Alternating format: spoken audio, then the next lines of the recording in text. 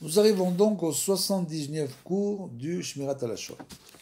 Le Talmud dit qu'on a le droit de dire du Lashon Hara sur les Baalei Machloket, les fauteurs de troubles, ceux qui sont sans arrêt en train de faire des Machloket, on l'a expliqué auparavant, qui sont toujours en premier rang d'une querelle communautaire par exemple. Il y a toujours une querelle, alors il y a toujours ceux qui viennent toujours se mêler pour provoquer une dispute.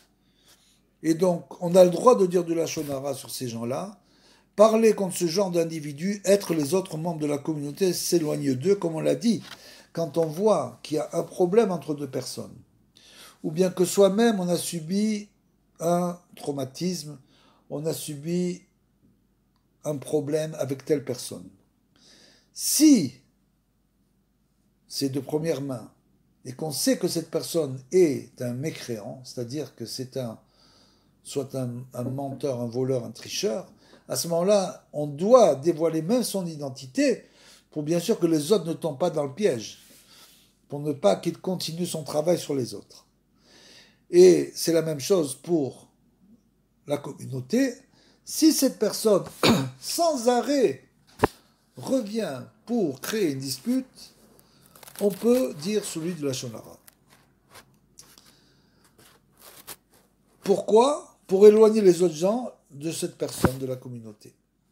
En isolant les instigateurs, on peut espérer ramener la tranquillité dans une communauté déchirée par un conflit.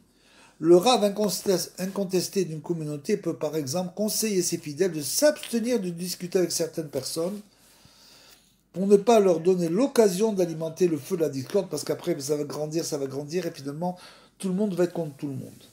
Donc à ce moment-là, c'est bien sûr le rave qui doit prendre les choses en main, puisque dans sa position, vu sa position spirituelle, le rave a un pouvoir. Donc c'est bien sûr à lui de régler chaque fois les problèmes.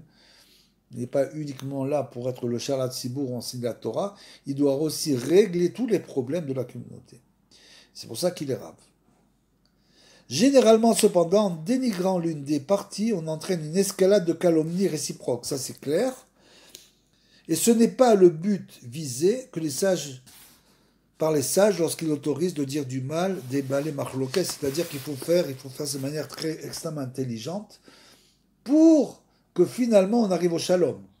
C'est pas pour attiser la Machloket. Donc souvent, si le Rav a un pouvoir comme ça doit être, de fait de sa chokhma, de sa connaissance, il a un pouvoir dans le tzibour, à ce moment-là, c'est lui bien sûr qui peut amener le shalom. Nous avons souligné jusqu'à combien il faut éviter d'entamer une querelle et de la poursuivre. Il convient aussi de s'abstenir de soutenir l'une des parties en cause pour ne pas partager son sort, naturellement. C'est-à-dire que si quelqu'un prend la cause du voleur, par exemple, alors il va partager le sort du voleur. Il faut faire bien attention. Ne pas penser que c'est à la légère. Oui, je le connais, oui, c'est vrai, j'ai entendu certaines choses sur lui, mais enfin, bon, à part ça, non.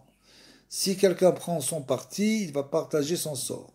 Comme le dit la Mishnah d'ailleurs, la Torah punit celui qui s'associe à la faute comme le coupable lui-même. Mishnah Makot 1.7. Le Midrash dit, voyez comment la querelle est mauvaise. Le Saint béni soit-il anéantit celui qui s'associe à une querelle, comme il est écrit à propos des acolytes de Korah, un feu sortit de devant Dieu et consuma les 250 hommes qui apportaient l'encens.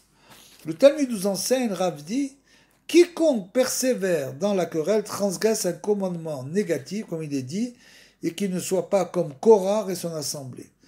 Rav Assi dit, il mérite la tsaharat, la lèpre.